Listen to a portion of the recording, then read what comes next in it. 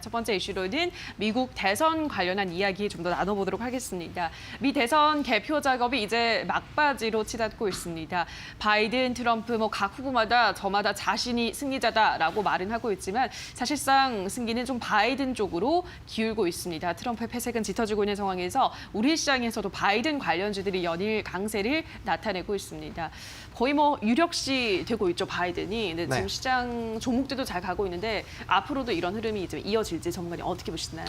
이제 그런 시나리오 자체가 이제 변수가 없다라면 당연히 그런 흐름들로 좀 진행이 되지 않을까라고 생각을 하고 있는데 이제 오늘 오전에도 이미 기자회견을 한 것처럼 이제 불복을 계속하고 있고 그다음 그에 따른 소송을 또 진행을 하고 있습니다. 물론 미시간이나 조지아에서는 이미 패소를 하고 기각이 됐지만 그와 관련된 흐름들에서 지속적으로 얘기가 나온다라면은 또 이게 전문가분들이나 기사나 이런 것들 봤을 때 이렇게 되면 또 뒤집힐 수도 있다. 이런 얘기들도 또 간간히 나오고 있기 때문에 그런 이제 불확실성들이 좀 커지게 됐을 때 아무래도 좀 증시에는 영향이 있고요. 지난번에도 이제 불복 이슈가 나왔을 때도 증시가 좀 흔들렸기 때문에 이와 관련된 흐름들이 좀 질질 끌릴 수도 있고 그런 부분들이 진행이 된다라고 했을 때는 부양책이라든지 그다음에 이제 또 민주당과 공화당의 이런 또 이제 상원과 하원의 이런 관계들이 또 민감하게 또 교차가 될 수 있기 때문에 그런 전반적인 흐름들을 조금 잘 체크를 해봐야 되지 않을까라고 보고 있습니다. 근데 시장에서는 좀 주가의 흐름들이 사실은 이런 대선의 결과를 좀 보여주는 것 같습니다. 첫날에는 이제 트럼프 관련된 종목군들이 좀 강한 모습을 보였다라면은 지금 이제 바이든 관련된 종목군들이 움직이고 있기 때문에 일단 시장에서는 바이든이 되는 방향으로 조금 이제 방향을 잡고 좀 이렇게 투자 심리들이 많이 나오고 있지 않나라는 그런 부분들이 있기 때문에 그와 관련해서 좀 대응을 해보시면 좋을 것 같고요. 다들 이제 아시겠지만 변수가 나오게 됐을 때 그 각각의 종목군들은 굉장히 등락 차이가 빠르게 발생이 될 수 있기 때문에 단기적으로는 트레이딩으로 좀 접근을 하는 것이 맞지 않을까라고 보고 있습니다. 근데 저는 개인적으로는 트럼프가 되든지 아니면 바이든이 되든지 간에 결국에는 친환경적인 그런 흐름들은 전 세계적으로 진행이 되고 있는 거고 또 5G도 마찬가지입니다. 바이든이 된다고 5G 사용 안 하지 않을 거란 말이죠. 그렇기 때문에 그 관련된 종목군들도 결국엔 움직일 수밖에 없는 두 가지 섹터이기 때문에 지금 현재 시점에서는 이러한 대선에 대한 변수에 따라서 속도의 차이가 조금 생길 뿐이지 결과적으로는 두 가지 섹터 모두 다 갈 수 있는 그런 섹터군들이기 때문에 그와 상관없이 만약에 5G가 좀 반등이 나오다가 눌렸기 때문에 오히려 5G 관련된 종목군들을 지금 더 접근을 해야지 맞는 게 아닐까라고 생각을 하고 있습니다. 그래서 이 종목군들이 상승한다고 해서 좀 섣부르게 추격 매수를 하시기보다는 그냥 이 산업에 대한 그런 성장성을 보시는 투자 전략이 좀 맞지 않을까라고 보고 있는 그런 상황이고요. 일단 대선에 대한 그런 결과들은 얼마든지 변수가 생길 수 있기 때문에 그에 따라서 좀 이슈를 계속적으로 좀 체크를 하시는 게 맞지 않을까라고 보고 있고요. 일단 대표적으로 종목군들 좀 보면 이제 시황할 때도 좀 말씀을 드렸었는데 지금 친환경 관련된 종목 중에서 CS 윈드 같은 경우는 지금 8% 이상대 좀 강한 모습을 보여주고 있고 이제 KMW 같은 경우는 이제 조금 쉬어가는 그런 모습들을 보여주고 있습니다. 5G 관련된 종목군들은 이런 트럼프 이슈가 아니더라도 지금 단기적으로 상승을 했다가 많이 눌린 위치이기 때문에 KMW라든지 오이솔루션이라든지 대표적인 5G 관련된 종목군들은 아이폰 12도 나왔고 결과적으로는 이런 3.5GHz에서 28GHz가 국내에는 조금 더 시간이 걸리긴 하겠지만 그런 5G 관련된 폰들이 지속적으로 늘어나고 결국엔 부양책이 나오게 된다라고 하면은 SOC나 아니면 이런 5G 관련돼서 나올 가능성이 굉장히 높기 때문에 이와 관련된 종목군들은 대선과는 상관없이 조금 지켜보시되 이런 기간의 차이가 좀 생길 수 있다라는 그런 관점으로만 좀 접근해 보셨으면 좋겠고요. 최근 시장 같은 경우는 조금 소외됐었던 종목군들이 수급이 붙기 시작하면 단기적으로 빠르게 상승하는 그런 시장이기 때문에 앞서 시장 때도 말씀드렸던 그런 소외된 업종들 여행이라든지 지금 또 쇼핑 시즌이 다가오고 있기 때문에 화장품 종목군들도 최근에 좀 바닥권들 또 움직이고 있기 때문에 그런 관련된 종목군들 좀 지켜보시는 게 좀 맞지 않을까라고 좀 정리를 드려보도록 하겠습니다. 네, 바이든 후보가 당선이 되든 트럼프 대통령이 재선이 되든 그러한 이슈와는 상관없이 움직일 수 있는 것이 친환경 5G다라는 설명을 전해드렸습니다. 그래서 이 산업의 성장성이 뚜렷한 업종들 계속 눈여겨보시라 설명하시면서 지금 하단에 나가는 종목들 제시를 해드렸습니다. 이러한 종목들 위주로 또 포트폴리오 전략을 한번 잘 세워보시기 바라고요. 다음 이슈 가보도록 하겠습니다.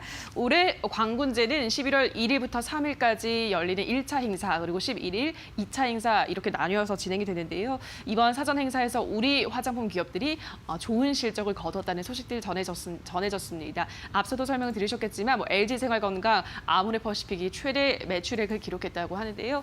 연일 좀 화장품주들도 다시 살아나는 움직임을 보이고 있는데 오늘은 그다지 상승세가 크진 않더라고요, 전문가님들. 앞서도 화장품주를 강조를 해주셨는데 네. 앞으로는 더 좋을 거라 보시는 건가요? 네, 저는 개인적으로 긍정적으로 갈 것이다라고 생각합니다. 사실 작년에 이 광군제 이후에 이제 아모레퍼시픽이나 LG생활건강의 주가도 굉장히 많이 올랐었기 때문에 네. 그게 당연히 매출이 잘 나왔기 때문에 그에 따라서 좀 잘 진행이 되는 부분이 있고 올해 같은 경우는 앞서 말씀해주신 것처럼 두 부분으로 나눠가지고 광군제 기간도 길기 때문에 네. 그만큼 매출이 좀 더 잘 나오지 않을까라고 생각을 하고 있습니다. 그리고 코리안 세일 페스타도 있고 그다음에 이제 미국에서 하는 이런 블랙 프라이데이도 있기 때문에 그런 부분들 다 봤을 때 전반적으로 가전이라든지 화장품이라든지 이렇게 소비 관련된 종목군들의 판매가 많이 나올 수 있고 그거 자체가 이제 또 실적이 굉장히 긍정적으로 갈 수 있기 때문에 지속적으로 좀 체크를 해보는 것은 당연히 맞다라고 보고 있습니다. 그리고 특히나 온라인 쇼핑이 좀 많이 진행이 되지 않을까라고 생각이 드는 게 물론 그래도 이제 이런 큰 이슈이기 때문에 많은 사람들이 쇼핑이 나가겠지만 코로나19를 제외하더라도 할인율이 워낙 세기 때문에 지갑을 안 열기가 어려워요. 저도 사실은 하나 사볼까 지금 굉장히 좀 찾아보고 있는 그런 시점이기 때문에 그런 모든 사람들이 좀 싸게 살 수 있는 기회를 좀 놓치지 않으려고 노력을 하지 않을까. 그래서 그런 높은 할인율로 인해서 이런 소비 형태는 계속적으로 좀 나오지 않을까라고 보고 있는 그런 상황이고요. 그다음에 광군제에서는 특히나 행사 상품의 수도 지난해 대비 40%도 늘어났고 기간도 늘어났기 때문에 그에 따른 수혜도 좀 많이 나타나지 않을까라고 보고 있는 그런 상황이고요. 이미 이제 여러 조사 업체들에서 이제 올해 이런 연말 쇼핑에 대한 그런 결제액들이 전년 대비 한 30%도 늘어날 것이다. 이런 식으로 좀 굉장히 많이 기대를 하고 있는 상황이기 때문에 그런 것 자체가 당연히 실적이 잘 나오는 거라고 좀 생각을 해보시면 좋을 것 같고요. 일단 화장품 관련된 종목군들 말씀해주신 것처럼 LG생활건강, 아모레퍼시픽 당연히 좀 지켜보셔야 되지 않을까라고 보고 있고요. 실적적인 제가 아까 말씀드린 것도 이제 주가적인 부분에서 바닥권에 있기 때문에 특히나 아모레 같은 경우는 좀 바닥권에 있죠. 그렇기 때문에 그런 종목군들 좀 보시면 좋을 것 같고요.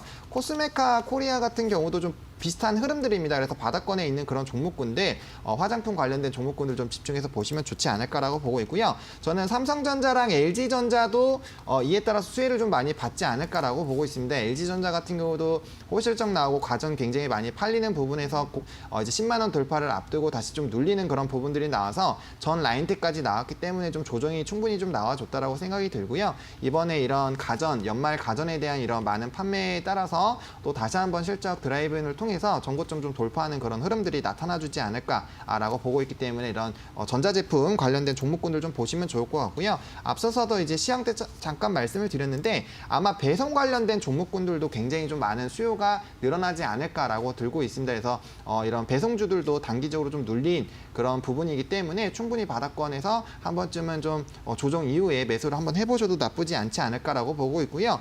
KG 이니시스라든지 아까 NHN 한국사이버결제 같은 그런 종목군들 결제액이 또 온라인 결제액이 굉장히 많이 늘어날 수 있기 때문에 이런 결제주들도 지금 한번 눌렸을 때 한번 관심을 가져보시면 나쁘지 않지 않을까라고 정리를 좀 드려보도록 하겠습니다.